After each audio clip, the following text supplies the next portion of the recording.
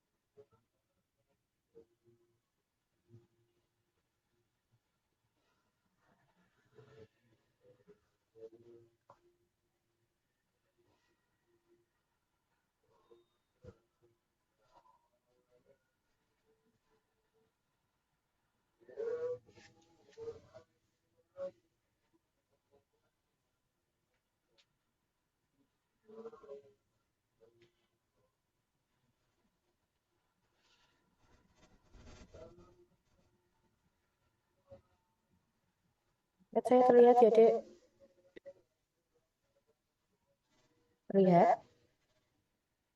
Terlihat dokter. Terlihat, Dok. Oke, kita mulai ya. Assalamualaikum warahmatullahi wabarakatuh. Hari ini kita belajar tentang nyeri abdomen akut ya, Dek ya. Di sini untuk modul tentang pencernaan ya ini ya. Jadi di sini nanti sebenarnya ada beberapa materi, cuman ini saya berusaha untuk menyingkat materinya ya. Jadi untuk materi yang hari ini dua dulu, kemungkinan untuk selanjutnya nanti kalau misalkan ada waktu lagi kita bahas yang lainnya ya. Nyeri abdomen akut ya. Jadi kalau nyeri pada anak, jadi anak kecil itu nanti kalian kalau jadi dokter ya, Dek ya. Kalian nanti praktek ada anak-anak datang dengan keluhan nyeri perut. Nah, kalian, oh ini kira-kira mengarah kemana, kemudian kalian paling tidak kalian bisa menjelaskan harus melakukan pemeriksaan apa saja, kemudian kemungkinan diagnosanya mengarahnya kemana saja, dan tata laksana yang kemungkinan akan dilakukan apa itu paling tidak kalian bisa tahu ya. Jadi pengertian nyeri perut itu kejadiannya bisa tiba-tiba ya. Jadi apakah nyeri perut itu tuh terjadinya sudah lama tiba-tiba atau dia membutuhkan diagnosa yang cepat dan tata laksana yang segera atau dia bisa dilakukan beberapa saat ya. Jadi kalian juga kalau misalkan nanti ada nyeri perut ditanyakan mulainya kapan, apakah dalam 1 hari atau 3 hari, 7 hari, 1 bulan ya. Kalian mesti ditanyakan. Kemudian dari beberapa studi, ini kalau studi yang ini itu pada 1141 anak-anak, ternyata nyeri perut itu juga bisa disebabkan oleh adanya penyakit yang lainnya. Jadi misalkan ada keluhan batuk ya, jadi anak-anak datang dengan keluhan nyeri perut, padahal anaknya ada batuk ya, jadi bisa anak tersebut nyeri perutnya disebabkan karena peningkatan tekanan intraabdominal ya, jadi batuk-batuk menyebabkan peningkatan tekanan intraabdominal. Nah ini kemungkinan yang bisa terjadi nyeri perut akut pada anak usia 2 sampai 12 tahun itu macam-macam, bisa karena adanya infeksi virus atau dia ada pneumonia, ada asma, konstipasi atau ISK ya, atau yang membutuhkan sampai dengan pembedahan. Nah, kemudian untuk studi lain, kalau anak-anak datang ke emergency room ya, jadi ke IGD, ternyata dari penelitian lain itu 5 penyebab paling sering itu adalah adanya infeksi pada respiratori, jadi anaknya batuk ya, kemudian ada konstipasi, gastroenteritis akut, atau ada ISK. Kemudian untuk penelitian lainnya lagi, ini untuk penyebabnya bisa karena non-trauma, contohnya adalah karena adanya hernia inkarserata atau invaginasi atau appendicitis. Kemudian kalau traumatik itu bisa karena kecelakaan ya, Dek. Nah, untuk patofisiologinya bisa struktural, inflamasi, infeksi maupun trauma. Nah, ini tinggal nanti untuk nyerinya itu merangsang dari serabut saraf yang mana nih? Kalau serabut saraf yang A itu dari kulit dan otot, itu biasanya bisa dilokalisasi dari nyerinya ya. Kalau yang dia dari organ-organ visceral, peritoneum, atau otot bagian dalam, itu biasanya anak kecil nyerinya tumpul, jadi tidak bisa menyatakan oh nyerinya yang sebelah mana, jadi semuanya ditunjuk ya. Nah, kalau kayak gini, nanti dia akan menuju ke otak dengan ke jaras melalui nukleus dorsalis root, kemudian ke medula, midbrain, kemudian ke gyrus postcentralis. Nah, untuk nyeri perut sendiri dibagi menjadi berdasarkan usia juga. Jadi anak-anak yang kurang dari 1 tahun itu penyebab tersering nyeri perutnya itu bisa karena adanya kolik infan, jadi kolik pada bayi ya.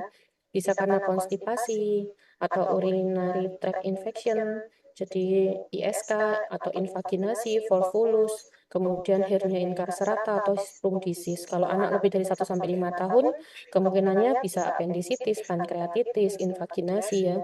Jadi usia itu bisa mengarahkan, oh ini anak kira-kira nyeri perutnya itu disebabkan karena apa. Kemudian anak usia 5 sampai 11 tahun yang paling sering adalah appendicitis, konstipasi, pankreatitis, ya pneumonia tadi karena batuk-batuknya, kemudian trauma atau HSP karena proses autoimun. Kemudian anak yang lebih dari 11 tahun sampai dengan 18 tahun bisa karena adanya dysmenorrhea atau abortus imminens atau pankreatitis atau kehamilan ektopik, torsiosestis maupun pankreatitis. Kalau berdasarkan urgensinya, jadi ada yang membutuhkan tindakan pembedahan segera, itu contohnya adalah kasus-kasus apendisitis akut, invaginasi, hernia incarcerata, malrotasi, volvulus, peritonitis ya. Ini nanti kita bahas selanjutnya.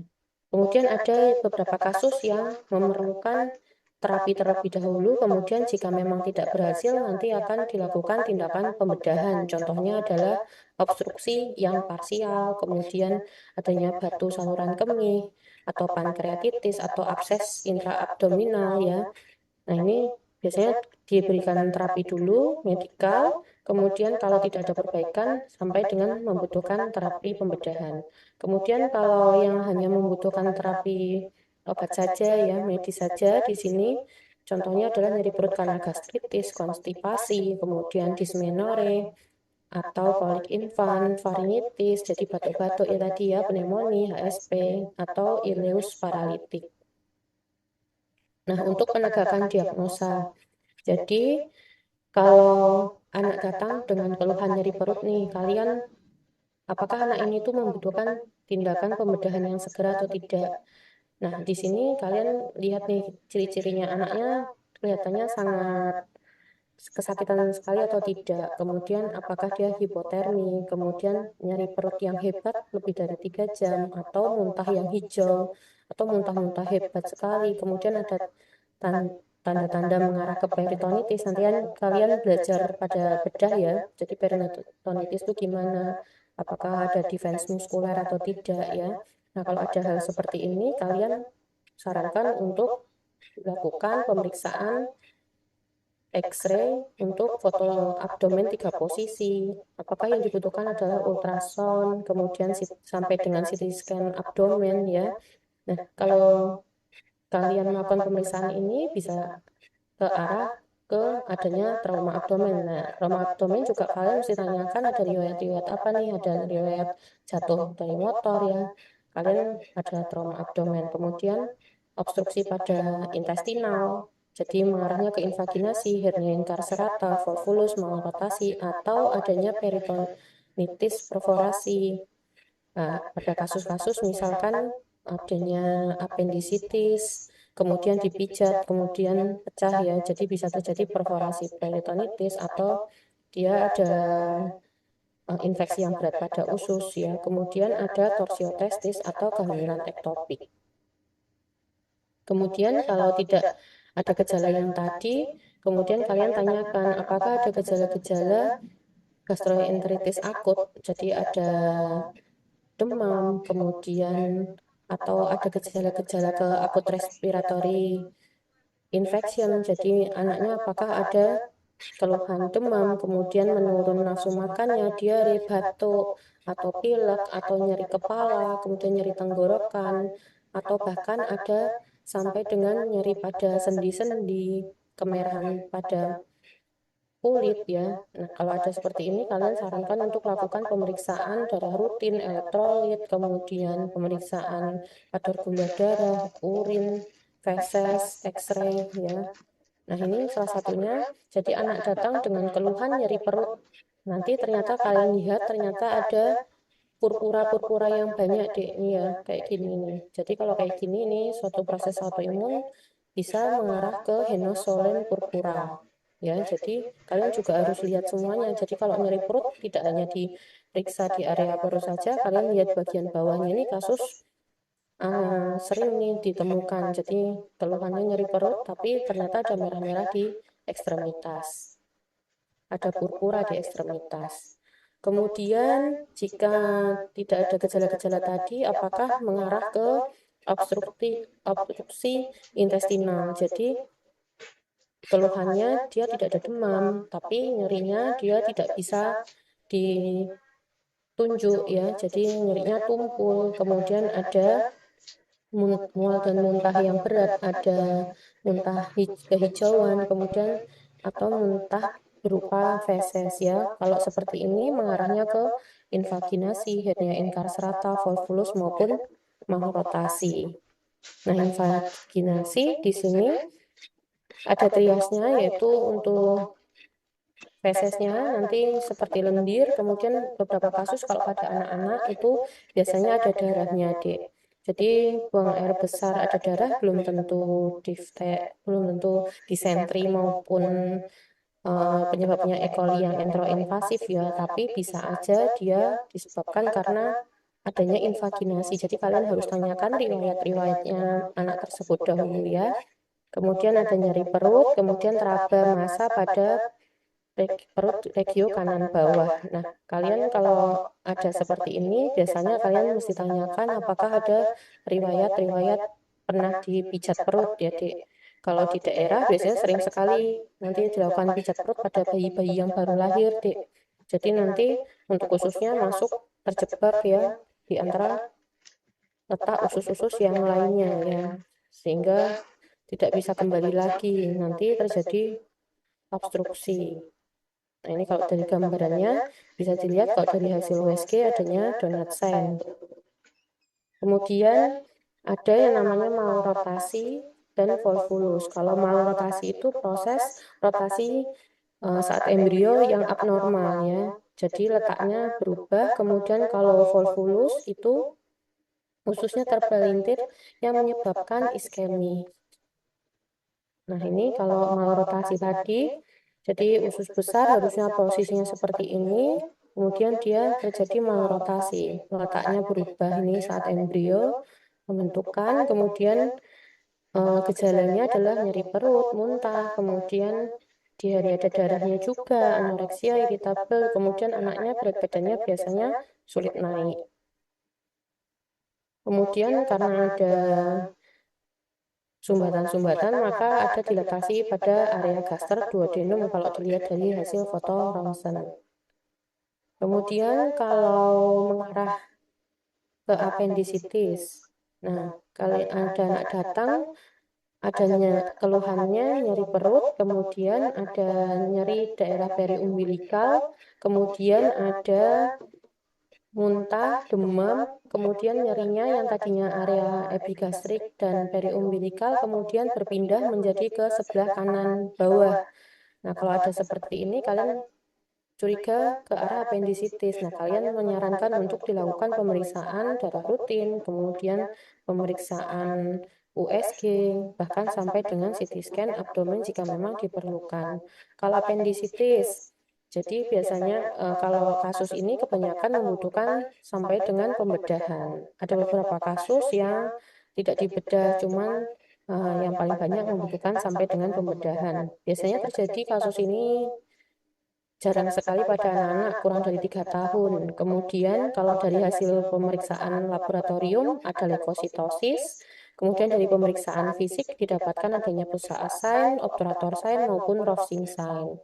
Ini dilakukan pemeriksaan USG abdomen dan CT scan abdomen. Kemudian jika tidak mengarah ke apendisitis, bisa kita apakah ini mengarah ke hepatobiliar maupun ke pankreatik. di mana ada gejala-gejala ikterus, kemudian nyeri di daerah epigastrium dan periumbilikal, kemudian eh, menyebar ke bagian punggung, kemudian ketika ditekan perutnya, nyerinya sampai dengan ke skapula kanan, ya. Kemudian ada mual, muntah, hepatomegali, atau massa yang teraba pada sebelah kanan atas. Kalau ada gejala-gejala seperti ini, kalian menyarankan untuk pemeriksaan fungsi hati, ya. Dicek SGOT, SGPT, bilirubin total direct, alkalin fosfatase, gamma GT, kemudian serum amilase dan lipase ini untuk pankreatitis, ya. Kemudian USG maupun CT scan abdomen. Nah, kalau mengarah ke sana nanti yang dicari adalah hepatitis, kolesistitis, kolelitiasis, pankreatitis maupun koledokaltis. Kalau pankreatitis merupakan inflamasi pada pankreas. Bisa disebabkan karena adanya infeksi, trauma, maupun karena obat-obatan, metabolik, maupun idiopatik. Biasanya nyeri perut pada bagian epigastrium, kemudian nyeri perut pada bagian epigastrium bukan hanya gastritis saja ya, Dik, ya. Jadi kalian mesti cari, ya. Kemudian adanya muntah, kemudian kalian lakukan pemeriksaan serum amilase dan lipase. Kemudian kalau koledokalkis, jadi di sini bisa terjadi keluhan ikterus, nyeri perut, nyeri pada area epigastrium maupun di traba massa pada sisi sebelah kanan atas. Kemudian kalau tidak mengarah ke semua tadi, bisa saja manifestasinya ke arah fungsional disorder. Jadi apakah ada konstipasi akut, kemudian ada abdominal migrain, ada mengarah ke IBS. Nanti kita belajar lagi ke ROM 4, ya, kriteria ROM 4. Jadi untuk kesimpulan, nyeri perut itu biasa terjadi pada anak-anak dan pada bayi, ya. Hanya beberapa kasus saja yang sampai membutuhkan kasus pembedahan. Kebanyakan sih bisa sembuh dengan sendirinya, tapi ada keadaan-keadaan yang serius maupun sampai dengan pembedahan. Untuk nyeri perut akut, ada yang mau ditanyakan?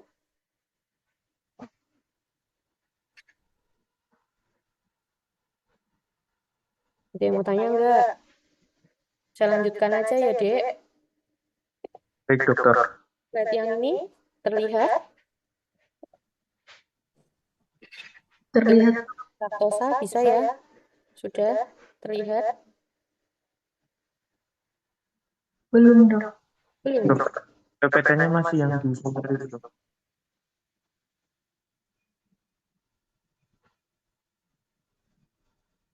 Ini sudah terlihat? Sudah, dokter. Sudah, dokter. Pembahasan yang kedua masih terkait dengan pencernaan lagi. Di sini tentang intoleransi laktosa. Jadi kasus-kasus ini bisa terjadi pada anak-anak. Kalian nanti mesti bisa membedakan, oh ini kira-kira problemnya adalah mengarah ke intoleransi laktosa. Cuman untuk mengarah ke sini kan kalian kalau kerja nanti sebagai dokter di daerah ya, Dek, banyak sekali pemeriksaan yang memang tidak bisa dilakukan, ya. Jadi, tapi kalian sudah bisa mengetahui dari anamnesa dulu pemeriksaan fisiknya, ya, mengarah ke sini atau tidak.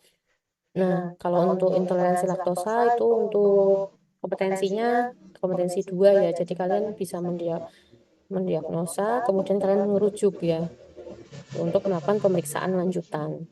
Nah, untuk batasannya di sini, jadi ada yang namanya defisiensi laktase, enzim laktase, ya. Jadi bisa rendah atau bahkan tidak ada aktivitas dari laktase pada pemeriksaan hasil biopsi mukosa usus halus.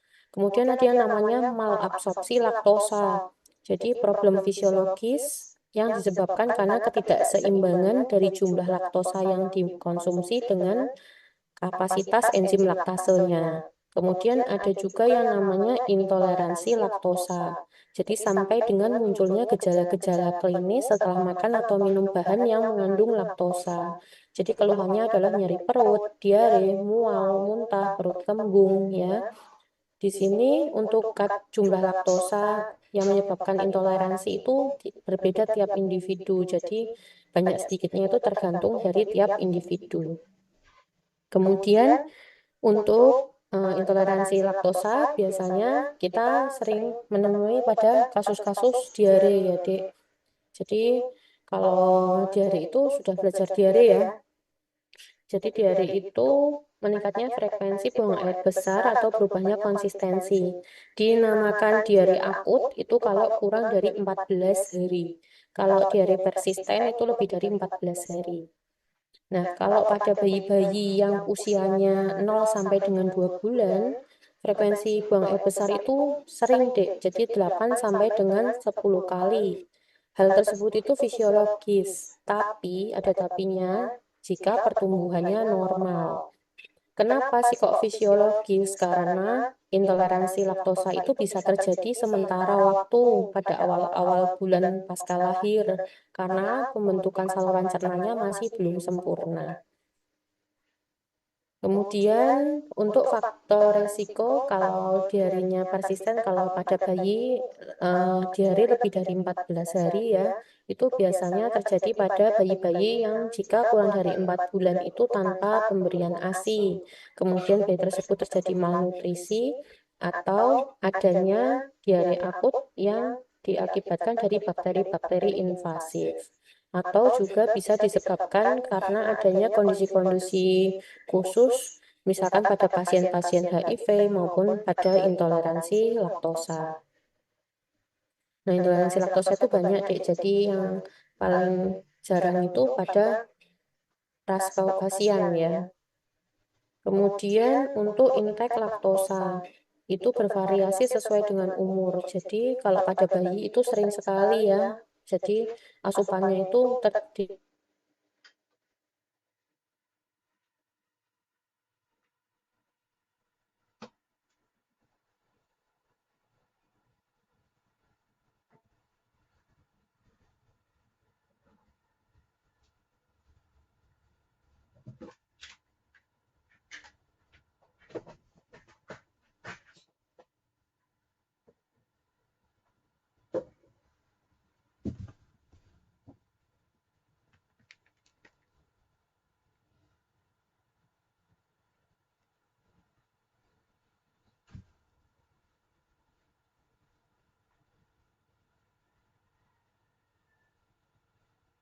dari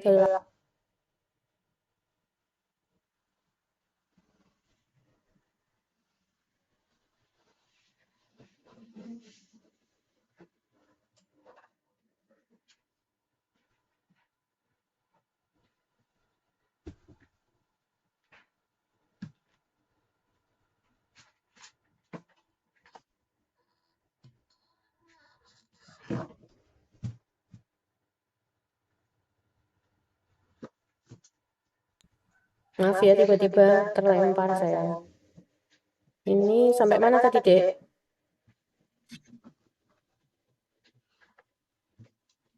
Ini sudah tadi?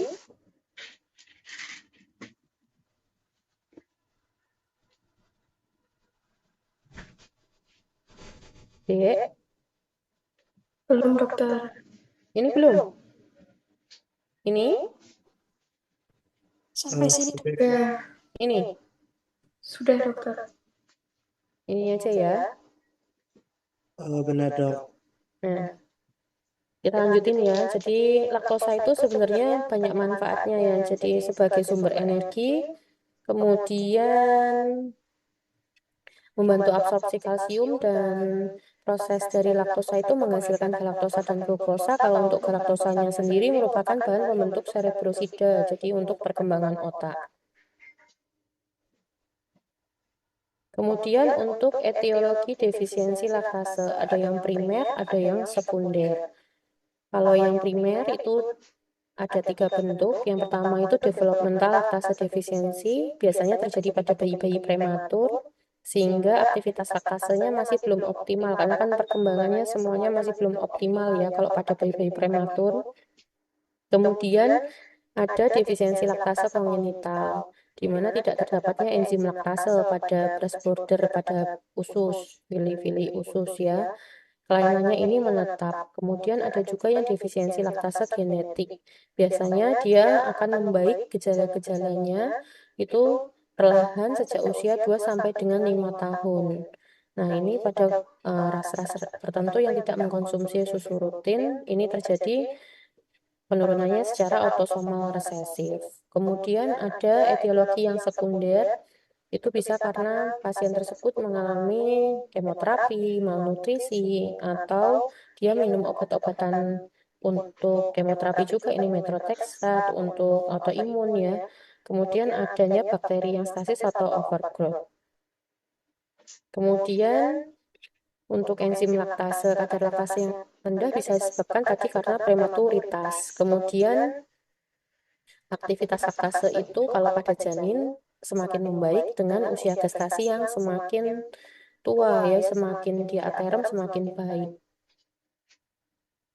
Kemudian tadi yang defisiensi laktase kongenital ditandai oleh tidak adanya aktivitas laktase di usus halus dengan temuan histologik yang normal. Nah, ini untuk proses digesti laktosa, jadi laktosa masuk nanti diubah oleh laktase menjadi galaktosa dan glukosa. Nah, di sini kalau terjadi toleransi laktosa yang baik ya, jadi laktosa yang masuk, kemudian dia diubah oleh enzim laktase menjadi glukosa dan galaktosa. Tapi kalau terjadi gangguan atau defisiensi pada enzim laktase, dia tidak bisa terserap laktosanya, kemudian laktosa yang masuk di usus halus itu dia akan menyerap cairan ke dalam intralumen. Kemudian laktosanya tadi menuju ke usus besar, ditambah dengan bakteri-bakteri yang ada di usus besar, karena dia tidak bisa tercerna dengan baik laktosanya, sehingga dia menjadi pembentukan asam organik, kemudian gas, kemudian cairan ya. Jadi gejalanya pasti penumpuk perutnya kembung ya, kemudian buang air besarnya cair. Ini menimbulkan gejala jika dia mengalami gangguan pada penyerapan laktosa. Nah, untuk laktase sendiri, dia berada di ujung fili usus atau di bordernya ya, di sini ya. Kalau terjadi kerusakan pada fili usus, penyerapannya pasti juga tidak baik ya. Penyerapan laktosanya juga tidak baik. Kemudian tadi ini kalau yang penyebabnya sekunder ya bisa karena ada penyakit-penyakit lain tadi, malnutrisi, kronis. Kemudian yang penting lagi, nah ini manifestasi klinis, jadi keluhannya pada anak tersebut pasti ada nyeri perut, kram. Kemudian nyerinya di sekitar area periumbilikal dan kuadran bawah. Anaknya kembung tadi karena menghasilkan gas yang banyak ya, keluar gas. Kemudian sering sampai dengan keadaan kronis atau lebih dari 14 hari. Kemudian ada muntah, kemudian fesesnya cair berbuih. Kemudian, nah ini tadi untuk prosesnya ya, jadi laktosa yang tadi tidak bisa terserap, kemudian ke usus halus difermentasi oleh bakteri-bakteri, sehingga menghasilkan asam, gas, dan asam lemak rantai pendek. Tanda intoleransi laktosa biasanya diarinya sangat sering, kemudian berbau asam, jadi ini khasnya, jadi nanti orang tua datangnya, mungkin anak saya diare, kemudian baunya asam, kemudian meteorismus, kemudian sering kentut, kemudian ada kolik abdomen, kemudian merah-merah pada sekitar pantat ya. Untuk penegakan diagnosanya ada beberapa tes. Nah, ini tidak semuanya bisa dilakukan ya. Kalau kalian nanti kerjanya di daerah, ada beberapa saja yang bisa dilakukan. Nah, ini ada pemeriksaan analisa feses, yaitu klinik tes. Ini menggunakan reagen tablet klinik tes. Ini ada beberapa yang ada, tapi banyak yang enggak. Kemudian kromatografi feses. Ini untuk mengidentifikasi gula dalam feses yang paling gampang dilakukan yang ini pH feses ya. Jadi kalian cek feses rutin, nanti kalian cari pH-nya. Untuk pH-nya di sini pH fesesnya bersifat asam atau kurang dari 6 ya. Kalau tadi laktosa yang tidak tercerna itu akan menghasilkan asam laktat dan beberapa asam lemak dan glukosa. Jadi dia bisa terdeteksi dari feses sehingga dia terbacanya pH-nya asam. Kemudian ada pemeriksaan laktosa toleran test. Jadi nanti pasiennya suruh puasa dulu, kemudian diminumin larutan laktosa, kemudian dicek kadar gulanya. Kemudian ada pemeriksaan bed hidrogen test. Jadi ada alatnya, Dek. Ini tidak selalu bisa dilakukan ya. Ada rumah sakit besar yang bisa melakukan, biasanya di rumah sakit umum pusat ya. Ini nanti pasien diminta minum laktosa, kemudian dicek kadar hidrogen nafasnya, kadar dasar interval 30 menit dan selama 3 jam. Jadi nanti diukur untuk kadar hidrogennya. Kemudian ada pemeriksaan radiologis minum barium laktosa. Jadi pasiennya nanti minum barium yang telah dicampur laktosa, nanti di foto serial, foto usus, nanti memperlihatkan dilatasi lumen usus. Ini jarang dilakukan karena terjadi paparan radiasi. Kemudian ada pemeriksaan ekskresi galaktosa urin, nanti pemeriksaan di urin kadar galaktosanya. Kemudian sebenarnya untuk pemeriksaan bakunya, pemeriksaan baku emas, pemeriksaan aktivitas laktase ya, jadi dilakukan biopsi. Nanti dicek untuk kadar laktasenya. Kemudian kalau tadi pada intoleransi laktosa itu kan gejalanya buang air besarnya cair. Kemudian terjadi diare ya, Dek ya. Kalau terjadi diare berarti kalian tata laksananya ya seperti biasa, tata laksana 5 pilar, tata laksana diare. Kemudian juga dilakukan tata laksana intoleransi laktosa. Kalau diare kan ada 5 pilar tadi ya, zinc, rehidrasi, atau antibiotik selektif, kemudian cairan yang adekuat, nasihat pada orang tua. Kemudian kalau terjadi diare juga bisa ditambahkan probiotik untuk menambahkan jumlah kuman-kuman normal yang ada di usus ya. Kuman-kuman yang terdeteksi banyak di usus itu ada beberapa produk yang mengandung Lactobacillus roteri maupun Bifidobacterium juga. Nah, itu yang kuman-kuman normal berada di usus. Namun jika memang mengarah ke tadi intoleransi laktosa dari gejala-gejalanya, dari tanda-tandanya mengarah ke intoleransi laktosa, kalian bisa berikan susu rendah laktosa atau yang free laktosa selama 2-3 bulan. Kemudian nanti kalau sudah membaik, baru kembali ke susu yang seperti biasa. Kemudian, kalau tidak ada penyakit yang mendasari, terapinya menjadi 4 prinsip, yaitu mengurangi intake laktosa. Jadi tadi menggunakan susu yang bebas laktosa atau yang rendah laktosa, kemudian digantikan dengan sumber nutrisi lain untuk memenuhi kebutuhan energi dan protein, kemudian substitusi dengan enzim laktase, cuman kalau enzim laktase ini cukup sulit untuk didapat ya, Dek. Kemudian suplementasi kalsium. Ini sekedar tahu aja. Kemudian kalau pembatasan diet laktase ini di sini konsentrasi tertinggi itu kandungannya laktosa itu pada susu, es krim ya. Jadi untuk produk ini dikurangi. Kemudian pemberian diet rendah yang FODMAPs, jadi fermentable oligo, dan monosaccharida dan polyols. Ini contohnya makanan-makanan yang boleh dikonsumsi ya. Jadi kalau untuk susu nanti ada alternatifnya, dia ada bentuk yang almond, kemudian susu beras atau susu kedelai. Atau bisa diberikan makanan-makanan jenis yang lainnya yang low FODMAPs, yang nggak boleh yang ini ya. Kemudian ada enzim pengganti, ini cukup sulit untuk didapatkan, jadi hanya untuk sekedar tahu aja, untuk pengganti produk enzim laktase. Kemudian karena mengurangi jumlah susu sehingga harus digantikan intake kalsium, pemberian intake kalsium ya, bisa dalam bentuk yogurt juga. Kemudian untuk kebutuhan kalsium masing-masing usia anak berbeda-beda. Nah, ini nanti kalian membedakan apa itu intoleransi laktosa dan alergi susu sapi ya. Jadi kalau intoleransi laktosa itu karena defisiensi enzim, kalau alergi susu sapi itu karena reaksi imunologi.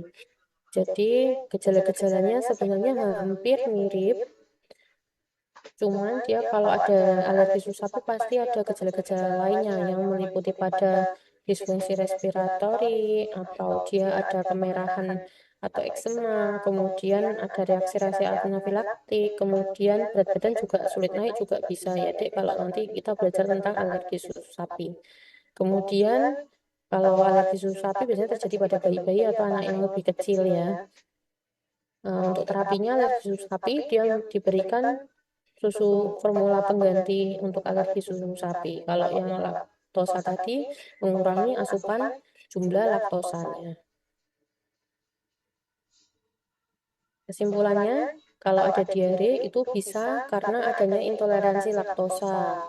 Intoleransi laktosa juga gejalanya itu adalah diare ya. Jadi kalau ada diare juga kalian mesti apakah ini suatu intoleransi laktosa atau tidak. Kemudian walaupun kadar laktosa di ASI itu tinggi, tapi kalau bayi yang mendapatkan ASI tetap harus diberikan ASI ya. Kemudian penggunaan susu bebas laktosa disesuaikan dengan penyebab diare dan apakah memang mengarah ke intoleransi laktosa. Sekian dari saya untuk intoleransi laktosa. Ada yang ditanyakan?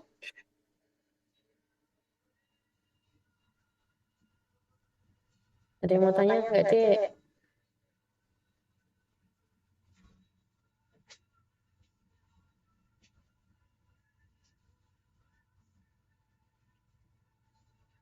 Belum ada, Dok. Mungkin belum ada. Oke, nanti kalau ada yang mau tanya boleh ya WA ya. Baik, Nanti dokter. waktu kuliah selanjutnya nanti berkabar lagi ya, Dek. Nanti materinya saya kirimin. Nanti tolong diingatkan ya. Sekian dari saya ya, Dek. Saya tutup ya. Baik, dokter. Wassalamualaikum warahmatullahi wabarakatuh. Waalaikumsalam warahmatullahi wabarakatuh. Terima kasih. Terima kasih, dokter. Terima kasih, dokter.